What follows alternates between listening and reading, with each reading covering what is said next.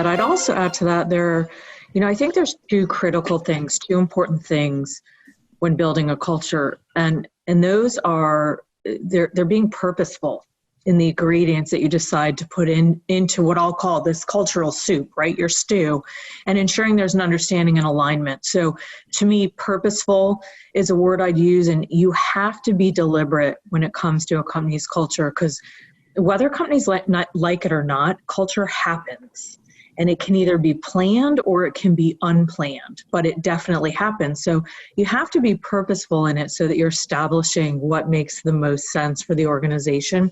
There's a lot that goes into a culture, and Karen had pointed some of these out, vision and purpose and mission and values and traits and principles, and they equate, it equates to set strongly held and widely shared beliefs and practices that define the proper way to act in that organization. And I think combined, that culture becomes the rules and beliefs that govern what we do. Employees are going to look to say, are you consistently applying that, the cultural norms, right? Am I seeing that consistent regardless of level, regardless of the person?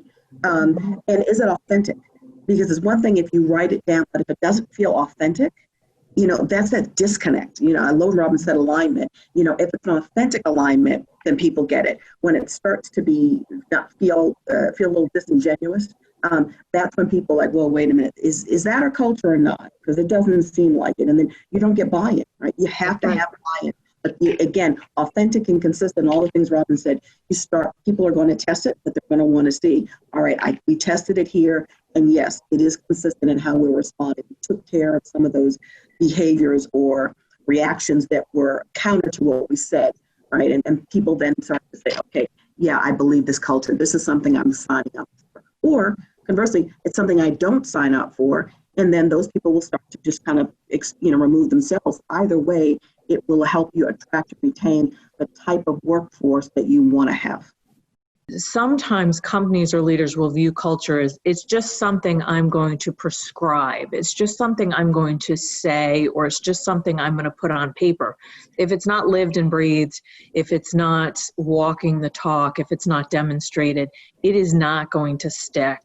And the culture can't just be words on paper. So that is something definitely to stop. To be truly effective, your culture, it must be integrated into everything. It's got to be integrated into the talent processes. It has to be integrated into hiring and onboarding and leadership development and performance management. And only then does it start to become ingrained in everything you do. And that's what the company's culture is, right? It becomes part of the culture, your vernacular, employee expectations. And once that happens, everybody's marching kind of to the beat of the same drum. But unless you can make that happen, it's really easy for it just to be words on paper and people interpret it how they want. Or unfortunately, they say, I don't believe this. I see it in writing, but I don't see it. I don't see it happening, and therefore I don't believe it. So I think that it went to our part of our cultural message is care like family. And so for us, if you care like family, what does that mean? Because sometimes families fight. Sometimes you don't always like family members, right? And so I think in being transparent about that, but I'd say regardless of your culture, we did say that would mean when one part of our family hurts, what are we doing to support them? And so this music soothes people, right? And so we use music, and where Music City is headquartered, we use that as a way to really be the connection point with showing how much we care. And then there were, people, we put up signs that we created. So we found ways to just connect department by department. From anybody in corporate, we actually connected them with one of the hospitals or a market. So we really do that pairing to say, send a message, videotape your team message to that team message, so that they would see that. And so I think technology, as I said, plays a huge part in helping people feel a little more connected while we laugh about, oh my God, how many Zoom meetings can you do in a day? And yes, it does, and the lighting and the dogs and cats and everybody coming in. I think the beauty of this, and I always look for COVID, silver linings, is giving ourselves permission to say, all of it's messy and funky, but there's good stuff in there too. And so you let the kids walk in, you see the cat behind you, and your lighting's not always right. I think we're at the point now where just like, let's just be comfortable and give one another grace for how we're showing up. And then creating smaller groups where people can start to connect and just share how you're feeling. We have mental wellness tips and resources that we're putting out there to folks so that they can have access to that, because I think that's the other part of your culture.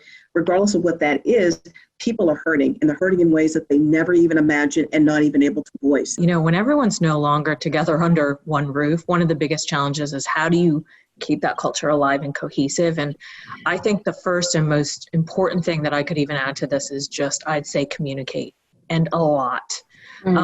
Communicate more than you ever thought, through emails, Zoom meetings, video messages.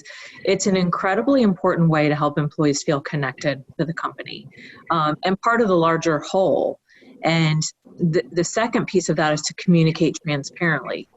And now more than ever, it's crucial to be transparent about what's happening in the company in relation to what's happening in the world. One thing that just popped into my mind, and I just said this with a small group yesterday, is 3 of the most important words we have right now is tell me more. Right?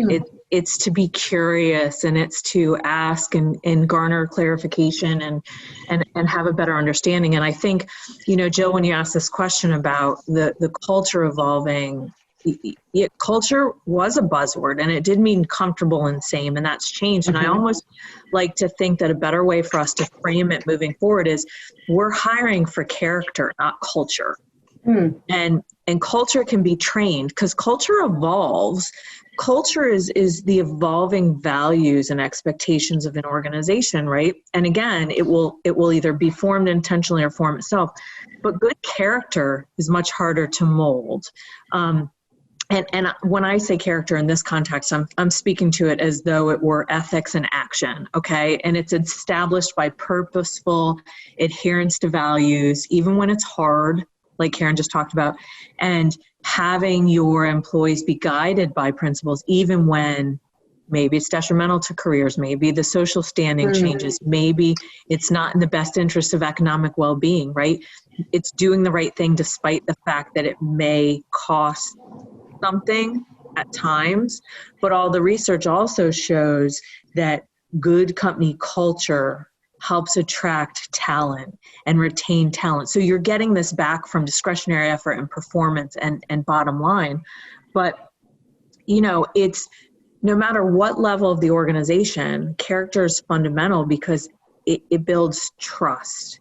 And trust is critical to leadership. And when Karen talks about having these conversations that can be hard, or giving someone grace, or asking difficult questions, it requires a level of trust and safety. And, you know, leadership qualities without trust, leadership will be stunted. And, you know, we have one of our fundamental principles is do the right thing always. And it's not just words, we talk about it a lot. We actually apply it to decision making, and we incorporate it into performance reviews. If you use language that only resonates with a certain level of organization, or again, a discipline, then it's just going to be there. It's just going to be something, a statement on a piece of paper that no one ever adopts. So you need to be able to adopt it, which means you need to use really simple, straightforward language that is going to resonate with every level of the company. They need to be able to identify and see them in that cultural statement. And similar to what Robin said, as we have adopted and really reinforced this big discussion a few years ago, who are we? Let's go back to the history of where we were as a company and what's really changed. And so as we did that, we thought, well, the tenets of this, people beget good people, is still there. It's still to the core of who we are. And the statement is very simple. We care like family. And we said, well, you know what? That's not just a clinical thing. That's just us as a whole. And regardless of where you sit in the company, we care like family. And so what does that do in terms of how you show up? And one of the things we started to do was, in meetings across the company, different levels, we call a mission moment, where someone will bring in a story that is, again, that really does exemplify the mission, the vision, the cultural of who we are as reflected in this story. And whenever you do it, there's some that make you cry, that others, but you're moved, because if you care like family, when you see us caring, it is something that should move you. But what also does is reinforces this is the culture. It's okay. Well, how are you going to react is okay. What's not okay is to not connect back and say, this is who we are and this is how we're going to show up.